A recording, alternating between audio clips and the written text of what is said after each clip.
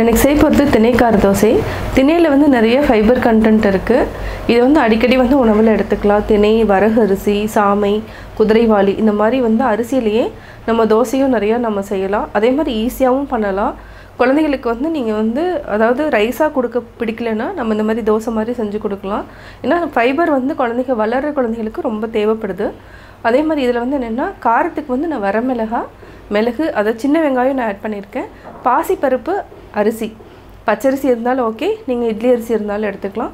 வாங்க எப்படி செய்கிறதுன்னு பார்க்கலாம். நான் இன்றைக்கி செய்ய போகிறது திணை கார தோசை. தேவையான பொருட்கள் என்னென்னா, திணை வந்து நம்ம 300 கிராம் எடுத்திருக்கேன். 200 கிராம் பாசிப்பருப்பு, 75 கிராம்ஸ் வந்து பச்சரிசி எடுத்துக்கலாம். வெந்தயம் வந்து 1/4 டீஸ்பூன், 3 டேபிள் ஸ்பூன் வந்து உளுத்தம்பருப்பு, ஒரு 6 வரமிளகாய் எடுத்திருக்கேன். சின்ன வெங்காயம் ஒரு 25 வெங்காயம் எடுத்திருக்கேன். 1 டேபிள் ஸ்பூன் சீரகம், 1/4 டேபிள் ஸ்பூன் மிளகு, தேவையான அளவு உப்பு.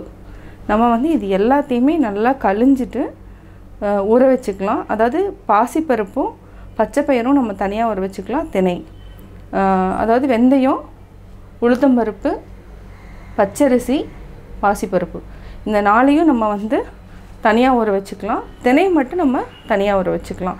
ஏன்னா சீக்கிரம் அரபுறதுக்காக நான் வந்து இந்த மாதிரி சொல்லியிருக்கேன். காரம் உங்களுக்கு தேவைன்னா நம்ம வந்து அதிகமாகவே யூஸ் பண்ணிக்கலாம். இப்போ எப்படி செய்கிறதுன்னு பார்க்கலாம். இது வந்து மினிமம் வந்து 3 ஹவர்ஸ் வந்து ஊறணும். இதுக்கு வந்து புளிக்கணுங்கிற அவசியம் இல்லை. நீங்கள் 1 ஹவர் வச்சுருந்தீங்கனாவே போதும். அந்தளவுக்கு இருந்தாவே போதும். நம்ம டைரெக்டாக தோசை ஊற்றிக்கலாம். இது வந்து நான் 2-3 டைம் நல்லா கழுவிட்டேன். இப்போ வந்து திணைக்கும் நம்ம வந்து தண்ணி ஊற்றிக்கலாம். அதே மாதிரி பாசிப்பருப்பு, பச்சரிசி, வெந்தயம், உளுந்து இதுக்கும் நம்ம தேவையான அளவு தண்ணி ஊற்றிட்டு வரமிளகாய் வந்து நம்ம வந்து திணைக்கூட ஊற வச்சுக்கலாம். அப்போ தான் வந்து ஈஸியாக வந்து அரைப்படும். இது வந்து ஒரு 3 ஹவர்ஸ் இல்லைன்னா 2 ஹவர்ஸ் நல்லா ஊறட்டும். அதுக்கப்புறம் நம்ம வந்து கிரைண்டர் இல்லைனா மிக்சியில் போட்டு அரைச்சிக்கலாம். இது வந்து கம்மியான அளவு தான், அதனால் நம்ம மிக்சியிலே அடிச்சுக்கலாம். இப்போது திணைக்கார தோசைக்கு அரைச்சிட்டோம். அரைச்சி 1 ஹவர் ஆகிடுச்சு. ஆனால் நான் இப்போ தான் வந்து சால்ட் ஆட் பண்ண போகிறேன். இதுக்கு வந்து தேவையான அளவு நம்ம ஆட் பண்ணிக்கலாம். கூடவே வந்து கொத்தமல்லியும் நம்ம ஆட் பண்ணிக்கலாம்.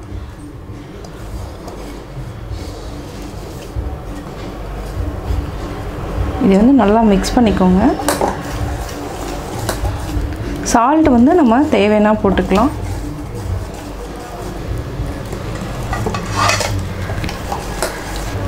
இதை நல்லா மிக்ஸ் பண்ணிவிட்டு இப்போ வந்து நம்ம தோசைக்கல்லில் தோசை ஊற்றிக்கலாம். நல்லா மிக்ஸ் பண்ணியாச்சு. இப்போ ஊற்றிக்கலாம். இப்போ நான் தோசைக்கல் வச்சுட்டேன். இதுக்கு வந்து லைட்டாக நான் நல்லெண்ணெய் தான் ஆட் பண்ணுறேன். கல் நல்லா காஞ்சிடுச்சு. இப்போ வந்து நம்ம தோசை ஊற்றிக்கலாம்.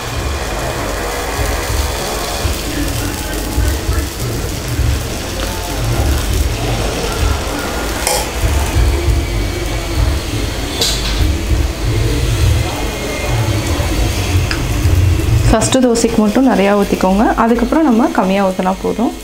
இப்போதைக்கு நல்லா சிம்மில் வச்சுட்டு வேக வச்சுக்கலாம்.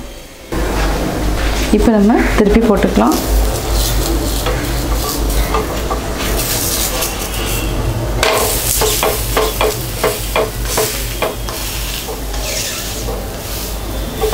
நல்லா வந்து இந்த கார்னர் மட்டும் நல்லா ப்ரெஸ் பண்ணி விடுங்க. அப்போ தான் வேகும்.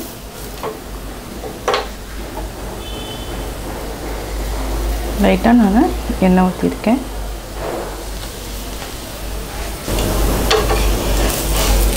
வெந்துருச்சான்னு செக் பண்ணிக்கலாம். இன்னும் ஒரு 2 நிமிஷம் அப்படியே விட்டுட்டு நம்ம எடுத்துக்கலாம்.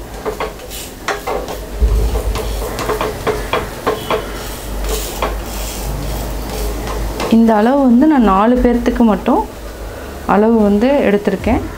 நீங்கள் வந்து எவ்வளோ பேர் இருக்காங்களோ அதுக்கு தகுந்த மாதிரி நீங்கள் வந்து மெஷர்மெண்ட் வந்து ஜாஸ்தி பண்ணிக்கோங்க. இப்போது வெந்துருச்சு.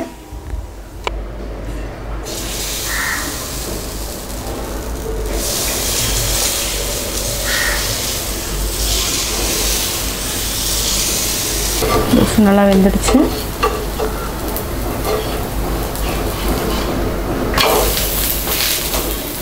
திணை கார தோசை ரெடி ஆயிடுச்சு. சுவையான திணை கார தோசை ரெடி. நான் திணை கார தோசை எப்படி செஞ்சேங்கிறத பார்த்தீங்க. கட்டாயம் உங்களுக்கு பிடிச்சிருக்கும். நீங்களும் வீட்டில் ட்ரை பண்ணி பார்த்துட்டு உங்களுடைய கமெண்ட்ஸ் எனக்கு சொல்லுங்கள். உங்கள் ஃப்ரெண்ட்ஸ்கிட்டையும் மறக்காமல் ஷேர் பண்ணுங்கள். மறக்காமல் எங்கள் சேனலை சப்ஸ்கிரைப் பண்ணுங்கள்.